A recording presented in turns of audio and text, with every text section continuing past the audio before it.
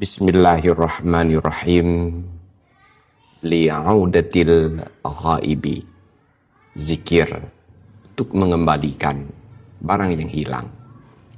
Iza naman nasu lailal jumu'ati wal isnaini wal khamisi ightasil thumma salli raka'ataini thumma qul ya mu'in salasami'atin wa khamsata wa khamsina marratan wa tasaddaq lailatan jumu'ati wa qul fi arkanil baiti sab'a marratin ya mu'in.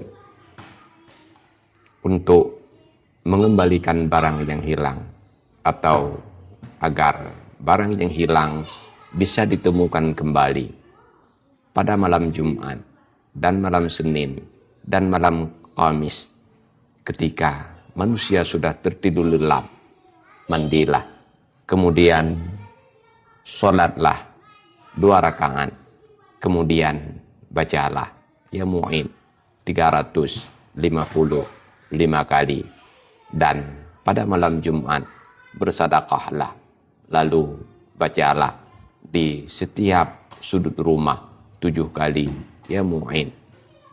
Insyaallah mujarab. Wallahu a'lam bishawab. Walhamdulillahi rabbil alamin.